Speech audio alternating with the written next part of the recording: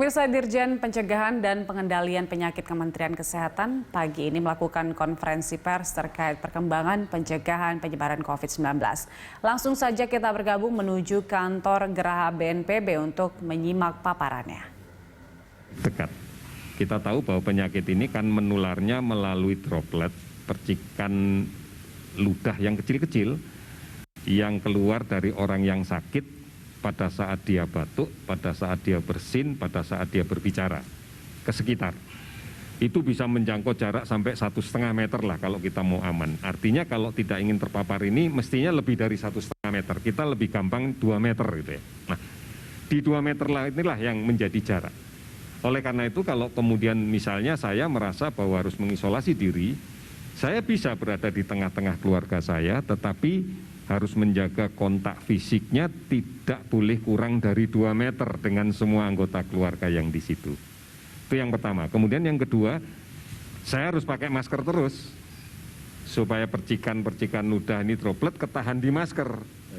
Jadi itu yang menjadi mutlak. Jadi bukan berarti saya tidak boleh ketemu saudara saya, tidak boleh ketemu orang tua saya, tidak boleh bicara sama anak saya. Enggak, tetap. Kontak sosial ada, tetapi jaraknya yang diatur. Baik. Jadi ini menjadi kunci. Jadi wajib pakai masker gitu Pak ya? Iya, harus pakai masker. Masker apa saja Pak mungkin? Masker apa saja. Baik, Pak. Masker apa saja. Nah Pak Yuri, ada beberapa contoh yang sudah dilakukan oleh saudara-saudara kita, baik ada di pemerintah desa di Hitu, di Ambon, Maluku, kemudian ada saudara-saudara kita juga yang di Aceh. Mereka berinisiatif Pak, melakukan isolasi mandiri. Nah, kalau melakukan isolasi mandiri seperti itu, kira-kira kriteria bangunan apa yang bisa dipakai, kemudian fasilitasnya bagaimana Pak Yuri? Ya ini bagus, tadi kita lihat di video awal ini bentuk inisiatif masyarakat. Tapi ini kan menjadi kelompok. Isolasi diri itu bisa saja tidak harus kelompok ya. Satu orang di rumahnya dengan ketentuan dia tidak kontak dekat, dia selalu menggunakan masker, dia menggunakan alat makan sendiri, dan dia tidak makan bersama-sama di dalam satu tempat dengan saudaranya yang lain, jadi kepisah.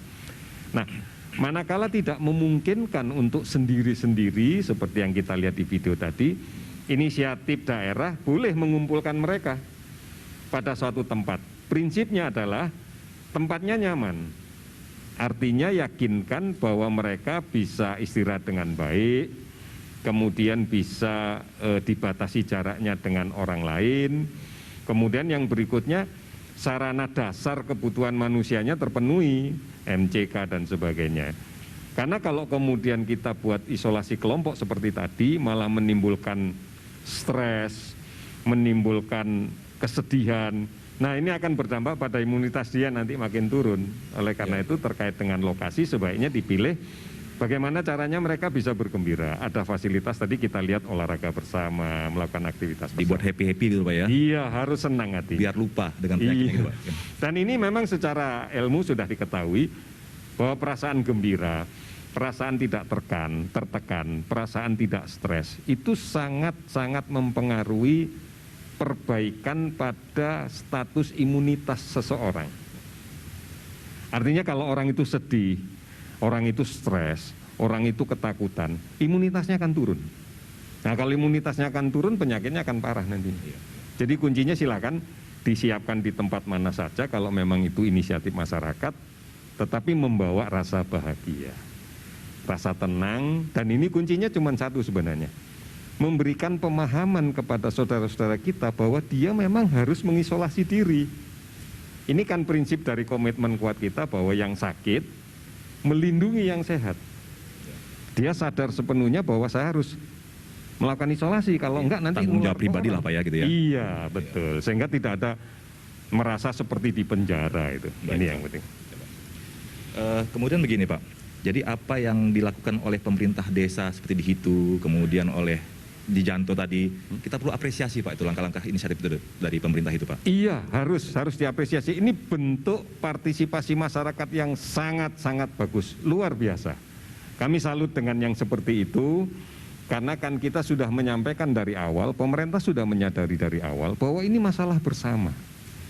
Bukan hanya masalah pemerintah saja, ini masalah bersama, masalah kita bersama, masalah rakyat. Bentuk-bentuk kegiatan inisiasi dari masyarakat tadi itu membuktikan bahwa kita bisa, kita mampu gitu. Ini bagus. Kami sangat mengapresiasi ini. Jadi bisa jadi contoh buat pemerintah Iya, desa, betul. RT, RW yang ada di seluruh Indonesia itu Pak ya? Betul. Untuk mencegah penyebaran Iya. COVID-19. Beberapa saat yang lalu saya juga mendapat berita baik, ada sekelompok ibu-ibu PKK yang kemudian bersama-sama dengan anggota PKK di sana secara massal menjahit masker kain seperti yang saya pakai ini. Dia mampu menyelesaikan 240.000 masker dalam 1 pekan dengan menggunakan bahan baku yang dia belanjakan dari dana desa dan bantuan masyarakat, dan itu dibagikan kepada masyarakatnya. Ini bentuk luar biasa menurut saya. Saya yakin manakala kemudian teman-teman kita yang melakukan isolasi secara kelompok memiliki keterampilan menjahit, kita berikan mesin, kita pinjami mesin, kita berikan kain, dia juga akan produktif untuk bisa membuat masker kain. Gitu. Baik. Ini yang menjadi penting. Kemudian Pak Yuri, kalau sudah mengisolasi mandiri tersebut tadi, kira-kira parameter keberhasilannya apa nih Pak? Yang bisa kita nyatakan bahwa itu berhasil dan tidaknya Pak? Yang pertama tentunya kita harus menggunakan waktu ya. Waktu inkubasi terpanjang yang kita yakini adalah 14 hari sebagai pedoman. Artinya isolasi mandiri ini mestinya harus melewati 14 hari. Keberhasilan 1, manakala dia tanpa keluhan, maka sampai dengan hari terakhir dia masih tetap sehat tanpa keluhan dan vitalitasnya bagus. Apabila awalnya ada keluhan dikit, misalnya awalnya dia agak panas, batuk, sembuh. Kalau kemudian ada keluhan disertai sesak dan sebagainya, dengan kondisi isolasi mandiri yang seperti itu, tentunya isolasi mandiri tetap diawasi petugas kesehatan ya. Sampai dengan hari terakhir menjadi tanpa keluhan, berarti itu berhasil di dalam konteks isolasi diri. Nah kalau sudah isolasi mandiri 14 hari tadi Pak, kemudian tidak ada gejala apa-apa, apakah saya boleh berinteraksi dengan orang luar atau bertemu dengan kerabat keluarga yang lainnya? Yang pertama kali harus dilakukan di dalam isolasi diri ini adalah kontrol. Oleh karena itu siapapun yang melaksanakan isolasi diri pasti dalam kontrol petugas kesehatan. Nanti 14 hari kalau sudah selesai tentunya akan dilakukan pemeriksaan ulang. Kita berharap bisa dilakukan pemeriksaan dengan cara molekuler, dengan PCR. Kalau sudah negatif, ya berarti sudah betul-betul negatif, tidak ada masalah untuk dia. Tetapi tetap bukan berarti kalau saya sudah negatif maka saya tidak menjaga diri dengan memperhatikan jarak dengan orang lain. Tetap ini kan pandemi yang bisa berlangsung dalam beberapa bulan. Tetapi satu sisi kita meyakini bahwa dia tidak lagi menjadi sumber penularan, itu yang menjadi penting. Itu. Ini yang penting. Nah tadi kan Pak Yuri bilang setelah 14 hari nanti setelah akan dicek negatif, misalnya dia baru bisa untuk bergaul. Kemudian pertanyaan Pak, kalau sudah isolasi mandiri 14 hari dan kita menginginkan pengecekan tadi Pak, kemana Pak nih masyarakat harus lapor? Oleh karena itu setiap upaya melaksanakan isolasi mandiri selalu dilaporkan ke puskesmas. Puskesmas tempat. Iya, puskesmas. Seperti tadi saya yakin petugas puskesmas juga tahu. Iya. Karena petugas puskesmas juga memiliki peran serta di dalam kaitan dengan monitoring. Tetapi yang lebih penting lagi di dalam 14 hari ini kita harus melakukan edukasi terus-menerus yang benar tentang COVID-19. Harapan saya, harapan kita semua setelah mereka selesai isolasi, maka mereka sudah memiliki pengetahuan yang cukup, yang bagus, yang benar tentang penyakit ini. Tentunya pada sisi bagaimana upaya untuk mencegahnya. Inilah yang kemudian setelah dia kembali ke keluarganya bisa menjadi peer leader ya, jadi agent of change buat masyarakat sekitarnya untuk memberikan pemahaman tentang apa sih sebenarnya COVID-19 itu. Jadi bukan hanya sekedar kita lakukan monitoring, isolasi kasus positif, tetapi juga disertai dengan edukasi yang benar. Sehingga mereka lah nanti setelah kembali ke keluarganya bisa menjelaskan ke yang lainnya tentang COVID-19 ini. Termasuk mungkin saudara-saudara kita yang sudah sembuh Pak, bisa membagikan pengalamannya kepada masyarakat yang lainnya, bagaimana kiat-kiatnya untuk sembuh, itu mungkin penting Pak, sehingga masyarakat percaya bahwa ini bisa sembuh sebenarnya Pak. Betul. Jadi edukasi yang diberikan di rumah sakit, saudara-saudara kita yang dirawat di rumah sakit itu bukan hanya didiamkan begitu saja, kita tetap secara rutin memberikan edukasi ke mereka. Alhamdulillah di antara mereka setelah sembuh ada yang bersedia untuk memberikan testimoni ya ke masyarakat bahwa COVID-19 ini satu, tidak perlu menjadikan kepanikan. Itu yang kuncinya. Karena penyakit ini harus dihadapi dengan cara yang benar dan serius. Tidak boleh panik, tapi nggak boleh kemudian main-main. Nggak boleh kemudian sembrono gitu ya. Atau meremehkan, itu nggak boleh. Ini penyakit ini serius, tetapi nggak usah panik. Karena pada hakikatnya ini penyakit yang bisa disembuhkan. Bisa disembuhkan, Pak ya? Bisa disembuhkan, data dunia mengatakan lebih banyak yang sembuh kan. Baik, nah ini. Jadi itu yang harus kita yakini, bahwa penyakit ini bisa disembuhkan. Bisa disembuhkan. Sehingga masyarakat memiliki kepercayaan diri. Tidak perlu panik, tetapi jangan sembrono. Itu kuncinya. Ya. Tidak perlu panik, tetapi jangan sembrono. Jangan sembrono.